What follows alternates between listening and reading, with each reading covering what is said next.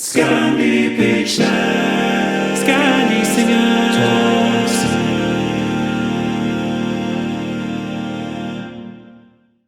Hello and welcome back to Scandi Singers. Scandi Pitches, Scandi Singers talk singing. Sorry, I got it wrong. Such a tough title. Well, I mean, it's a great title. If you may say so yourself. Well, I mean, I'm not gonna, I did come up with it, but how are you today, Therese? I'm all right, thank you. How are you?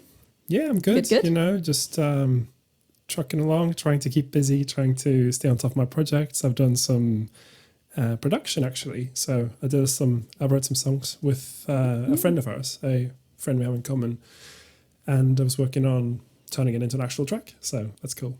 Fun. And I got to sing and did a 4-part choir, of course. Of course. As is necessary. As you do. So today we are talking about how to achieve the feeling when singing. And this was a topic you requested, Therese. And was it? When? Yeah, you were. When we first talked about topics to talk, you really said, I really want to talk about how you achieve the feeling of the music. So I wouldn't have said it like that. Maybe not. But no, it sounds like something I would say, because obviously there are different approaches, and I think you and I have quite different approaches sometimes. I suspect we do, which is why, again, we get this advantage of coming from different perspectives. Now, it's kind of related to what we talked about last week, which is how you talk to singers, but it comes more from the singer's side. So the singer gets given an instruction, whether that instruction is, a positive or a negative instruction, that's kind of besides the points, but you get given an instruction as a singer, and then to do with, how you're performing, or it might be on the music, or it might just be your impression. You might think, this song is about heartbreak. How do I achieve this? Yeah. So what is your take on this? Let's imagine I'm a musical director. Let's imagine we're doing a song about heartbreak, and I tell you, I want you to sing it like you're heartbroken. What goes through your head when I say that? Well, I think it's, first of all, I think, as you say, it does relate a little bit to how to talk to singers. I think that different people will take that instruction very differently. So I think it depends hugely on whether that's an intention that you want to come from within, so to speak, or whether that's something that you, as the musical director, feel has a particular sound.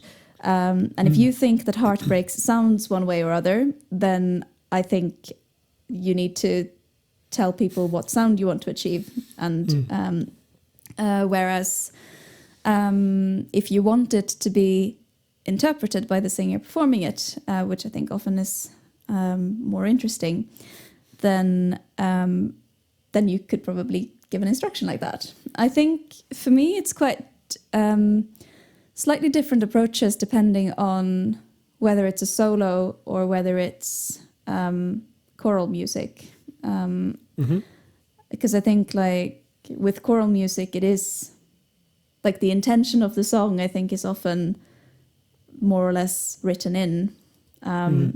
But of course, as the music director, you might want to make sure that everybody has a roughly similar interpretation of what the song is about, because sometimes some people will think the song is about one thing and some people will think it's about another thing, and that could render very different interpretations.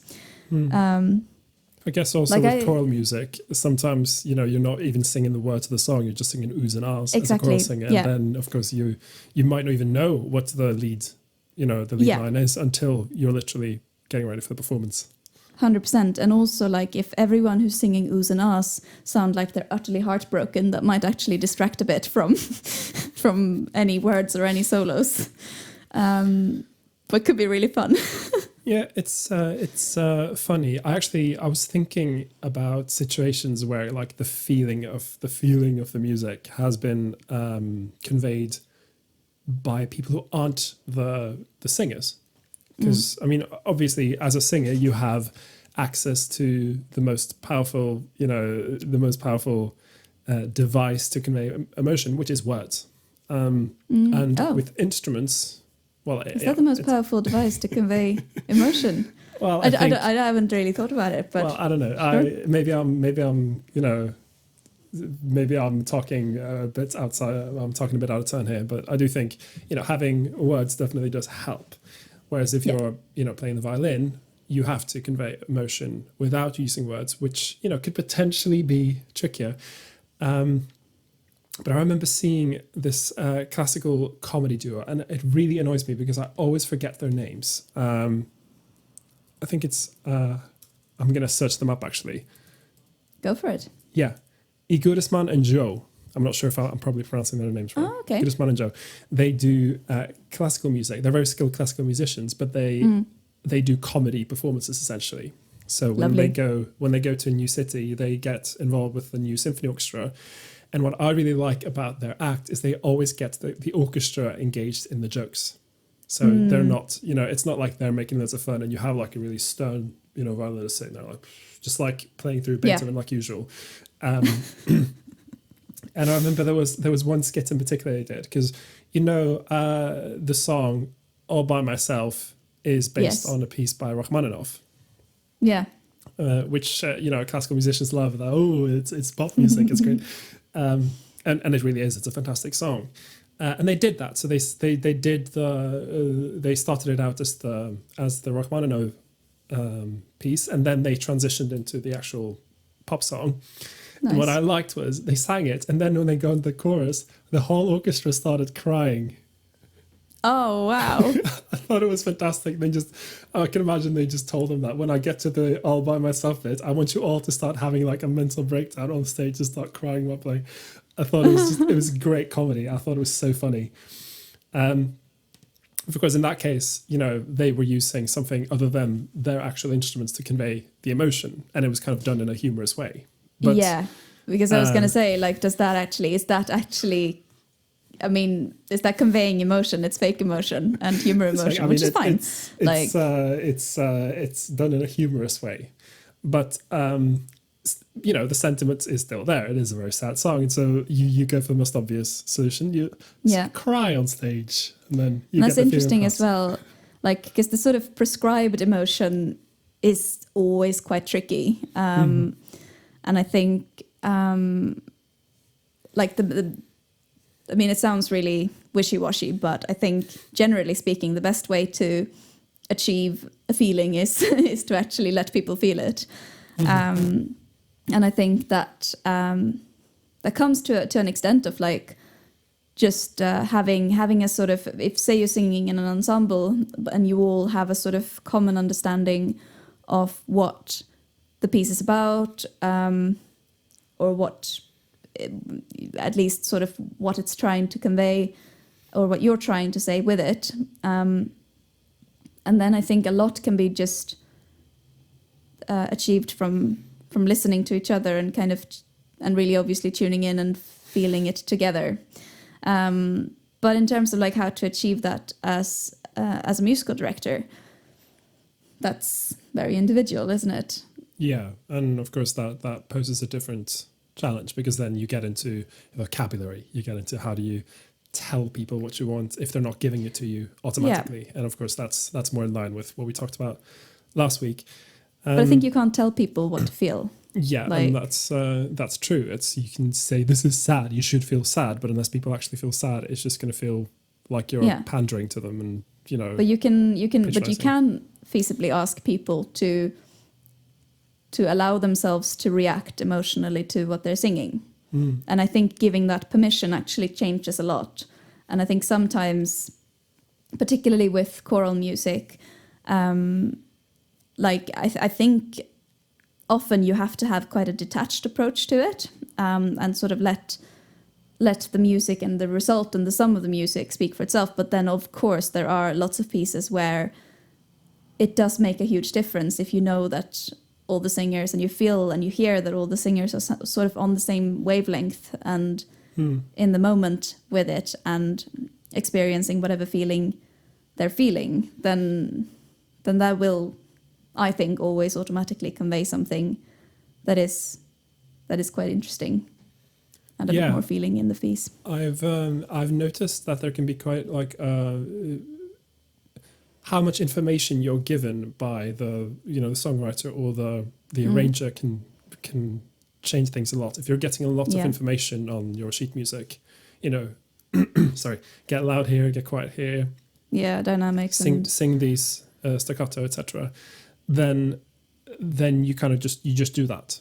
Whereas, especially if there's not a lot, if it's just, and this is a pet hate of mine again, is the scores with very little information, no dynamics, barely, any tempo indication and stuff like that, then it becomes so important that you then agree on a sentiment, because essentially you've not been given any instruction in writing, so you will need an instruction you need an oral instruction. Because there's so many, there's music about everything, every single emotion you could ever imagine. There's been probably 1,000 songs written about. So it's really hard to just have one approach that you just apply to every single piece you get given, because ultimately that isn't going to work, is it? It's gonna, well, I mean, you're gonna be able to perform it, but is it going to be effective? Yeah, and also that's another thing of like, well, where does the feeling come from? Like, what constitutes as feeling? Because obviously you can, like, if there's a lot of information in scores, like even sort of what voice range to use at certain times, because obviously there's stuff like that. I mean,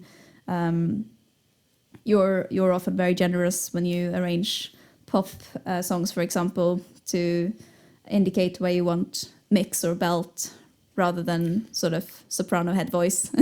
I think I maybe did more of that in the past. Now I just use range, and if it's high and it's unless I definitely want belt, then I'm not going to write anything for the sopranos. I just assume that they're going to go into head voice. But then that's the thing though, like because sometimes that wouldn't necessarily sometimes the sort of way people would automatically sing a lot of the time in choirs, for example, that isn't necessarily, that might convey on the whole the sort of purpose of the song, but if you sing in a particular way, it might not exactly be the feeling you're after, and a lot of the feeling can come from the way you sing it as well. So then there might be scope for a musical director to sort of give different instructions if they're not there. Yeah, I think it's really important as an arranger, and this, kind of goes beyond the actual singing, but as an arranger, you definitely need to keep the feeling in mind, especially when it comes to choosing range. Because while, if you've got very skilled singers, then it becomes less important. But because the choral sphere is a field that is largely dominated by kind of enthusiast amateur groups, you need to keep in mind that unless you know exactly who you're writing for, you know exactly what they're going to sound like, and you've got everything under control that way. If you're writing more like a general arrangement that anyone can do, then you need to think about stuff like people, for instance, can't project as well in their lower range. And so that part of their range, and I was thinking about, registers and what they can convey. And I think the lowest range is quite intimate. And when anyone's singing in their low range, particularly because, as a pop singer, you will then get really close to the microphone. So your voice can be, carried. But that is a part of your range that, minus amplification, is a very intimate range. Someone speaks low, and then you have to be really close to them, like right up here. Unless you're doing football chants. But that's a very different kind of... non-intimate low-range use. One could argue whether or not there's a particularly healthy approach. Do you remember when they did? My voice was not happy after we did the football chant. No. But as an arranger, you then have the power of being like, okay, this is the intimate part of the song. Low range. It's almost a paint by numbers kind of way of approaching it. But then I'll know... I will, for most singers, get a more intimate sound here because it's more natural for people to go a bit quieter and, for the front row to go really close to their microphones if it's in a low range. Whereas if it's at the top, then, the people who know what they're doing will take a step back. Yeah, they'll take a step back from the microphone because they're about to go into belt. Yeah. Yeah, it's...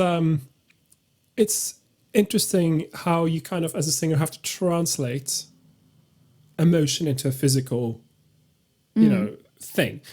I got so when I was doing your piece with you, the Far Prettier, the piece about Medea, the Greek myth. Yeah. I got the impression that you were more a favor of understatement. So go out, say a line, let it sink in, and then move on. And don't make a big number out of things unless it's like the most important, Yeah, I think so. I think that goes back to sort of. I think that people around us perceive so much more of our emotion than we realize a lot of the time, and I think that.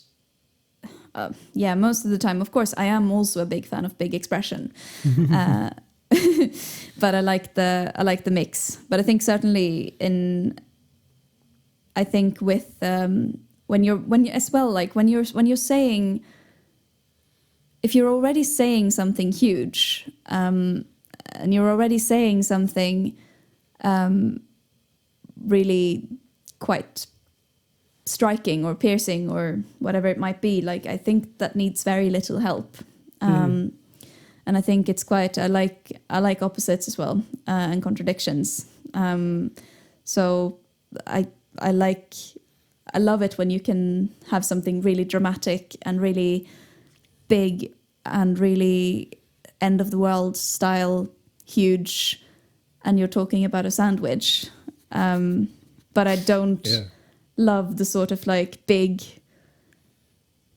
bombastic declarations of love in that kind of over dramatized or over emoted state, because what you're saying is already very strong, and I think it's more about allowing yourself to feel it. I guess it's easy to come across as like as a bit fake if you're being super dramatic about, because a lot of the time, one thing is like the television culture, which isn't real life. In real life, people don't really have massive, strong reactions to a lot of things. Whereas on TV, they always do, because it's played up for. I mean, I quite like it when you have stuff like telenovelas where every single scene is massively over dramatic and overacted, and it's just because it's funny. But that's the problem. Then it's not making me feel like, oh, these people are real people that I can relate to. Rather, saying the opposite, about these are funny caricatures of people that don't exist. This isn't how people are. No. As a general rule, us humans aren't very dramatic. We can be, but that's not our default setting. We're Speak for yourself. Well, but no, of course. Like it's like most of the stuff we see on TV and whatever we wouldn't really do in real life. And obviously, that being said, like with my theatre work and stuff, because while we talk about understated stuff that only applies sometimes, I'm also very much fond of letting theatre be theatre, which is heightened and which is different, and it shouldn't be like real life. I mean, personally, I don't like naturalism on stage because it's really effing hard to achieve, and often is very, very boring. And it probably, I find personally, isn't as effective, because you're trying to tell a story, as quickly as possible, essentially. Yeah, to a degree, and I think, but more also because I think when we have film, it's that's as naturalistic as you can get a lot of the time. If you really want to do naturalism, I think it's really hard to achieve it on stage these days. But that's just me, and also because I do like when there can be glitter. And song and things that you wouldn't normally just do in real life. Yeah, and I guess singing is a lot like theatre in that respect. A lot of pop music is just like 3.5 minutes long, and in those 3.5 minutes, you're telling a whole story. And I mean, theatre pieces have a lot more time to do that.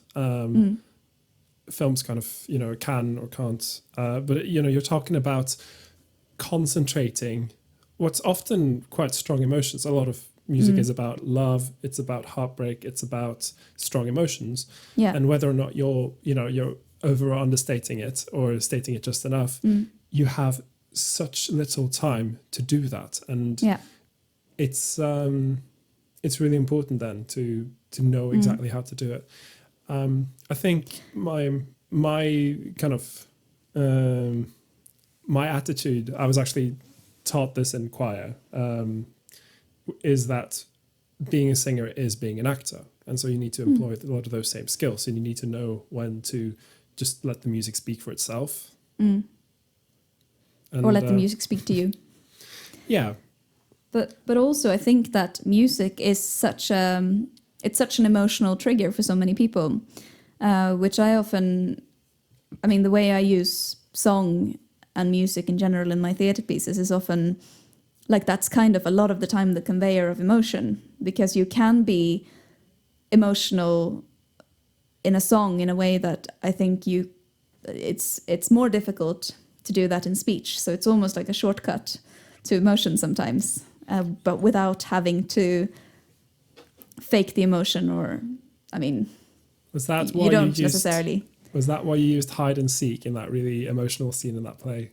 Yeah, because in that particular scene, in that particular play, I don't know if we should describe it, but essentially it's a really strong emotional scene. It's one of the big. It's like the pivotal emotional moment, and I think what's happened to the character at that point is there aren't any words that really, like, there isn't a speech or there isn't something that she could say that would really describe what emotional state she's in at that moment. But that song seemed to just express it perfectly. So I sang that song instead of saying words. It's great because with music that it does, every word becomes more than it would without the music, because there's some music. I mean, again, this just has to do with how we've listened to certain music that sounds a certain way for so long, our entire lives, and so we're used to certain. Even if we're not even thinking about it, there will be certain emotional reactions we have. If you hear like a really stingy semitone dissonance, you will have an emotional reaction to it. If you hear a very common progression from pop music, you'll have an emotional reaction to that. If you hear a song that's in minor, you'll have a certain reaction to that, as opposed to something that's in major. And and nostalgia and memories. It's like emotional shorthand, isn't it? Within music, there's certain parts of the music that will just get the emotion across if it's been written correctly, without you having to even use the words. And then, of course, the words go on top, and they can then strengthen the emotional reaction. Yeah. I think we kind of digressed a bit from how to achieve feeling in music. It's more about what music makes us feel, the other way around. But you say that, but it's kind of a very related thing, isn't it? A lot of the time, the feeling kind of comes from the music automatically, because there's so much feeling in music that doesn't come from the singing. So even of course, you have to, if you want to achieve the best result, then of course the singer will think about it and be like, right, well, I should do this, or they will have an instinctive understanding and they'll know what to do. I mean, I'm more of the analytical, be like, I should do this in my high soft voice, and here I should pull out my chest because it needs to be quite brash, and and kind of again just like into different tools. I think as well, like a lot of the time, like speaking as well of like using people's pre-existing understanding of a piece of music, and going against that can be so effective. Like covers with a completely different treatment of a known song can just give a completely new meaning to them a lot of the time. and a completely different emotional response. Like I think there are definitely so many bits of music that I am not necessarily super engaged with the original, but then someone does a cover that for me possibly resonates more, or they have a very different emotional treatment, or yeah.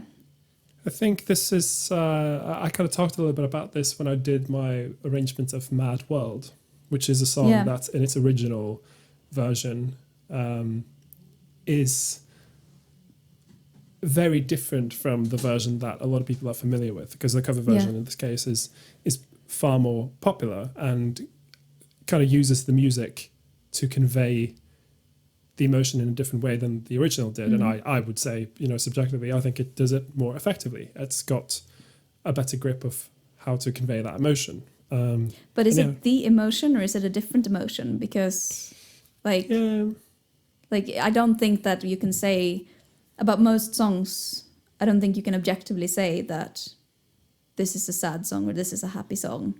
I mean, some you really can, but like if it's more subtle than happy or sad, then it is like, I mean, a certain song can be happy for you depending on both your pre-understanding of what the music is saying, or your memories, or your like nostalgic response to it. And for me, it can be super sad. Yeah, it's interesting. It's like, it's just with anything, that has to do with art, there's certain, preconceived notions of what this means and this means and this means. But the problem is, of course, that it's still going to be an individual thing. It's going to be some people will receive it this way, that way. As a singer, you can do your best to achieve the feeling of a piece of music, but ultimately you don't know what's going on in people's heads. If you're singing a song, a happy song about love, but they're at the moment they're experiencing severe heartbreak. Yeah. And maybe you just happen to sing it in a way that then made them think of their emotions, and it'll affect them very strongly, but not in the way you maybe had in mind. Exactly. I mean, singing your Katy Perry medley made me cry the first few times we rehearsed it. I don't know. Why would that? It's such it's just like fun music that's I don't know. I just found it very touching. Like the whole, you think I'm pretty without any makeup on. You think I'm funny when I tell the punchline wrong. Like that's, it's very moving. Everybody needs that person in their life. I really quite like Teenage Dream. I think, of course, I'm perhaps a bit biased because it was a song you got me to sing in the theatre piece as well, and I just, it just haunts you. It's a great song, on so many levels. But it's what's interesting with the way Katy Perry sings it, for instance, is she does actually sing it quite emotionally at times, and yet because of the production, that maybe doesn't become the overall sentiment. The overall sentiment of Teenage Dream would be like, is this a big, banging, in-your-face song about, being young and stuff. But had it been produced in a different way and, she'd used different instrumentation. Yeah. Imagine if she'd done it with a symphony orchestra, for instance. Exactly. It would have sounded extremely different. Or even like you did it in that play. Like that was just you with piano. Mm-hmm. And that was a very emotional treatment. And I suppose there as well, like, because it was so understated, like it needed so little. And actually the way you did it then, it was very vulnerable. And that's the thing, like about those particular lines as well. I think that's the start of the song. It's actually, I don't know, it can be so raw. But that just goes to show as well, like put it in a different context, with different instrumentations and with a different treatment from the singer, and something can have a whole new meaning. Yeah. Yeah, I guess what we're kind of what we're kind of getting at, it's massively with the feeling. There are so many different factors involved. Sometimes as a singer, your impact on the feeling, it's kind of out of your control. It's up to the person who decides. But I think you can feel it, and you can but I think it's probably to achieve feeling, and if you're the decision maker as the singer, like a lot of the time, I think you just have to sort of feel more than you listen, if that makes sense. But when you do have a musical director or a director or someone listening and someone kind of tying the whole thing together, then you can just give yourself over and sort of trust their ears and their decisions about what sound is going to convey the appropriate feeling. It's it's an interesting topic. I'm sure we could probably have talked about it for ages and ages, but I think we're gonna end it here. I hope that you, the listeners, enjoyed our discussion. Maybe you got some new ideas and how to think about your approach when it comes to conveying feeling in either your singing or your songwriting or your arranging, or how you choose to talk to your colleagues at work. I don't know. Leave us a comment if you have any thoughts. Be sure to share our video with your friends if you think they'll find it interesting. And thank you very much for joining us at Scandi Pitches. Bye-bye.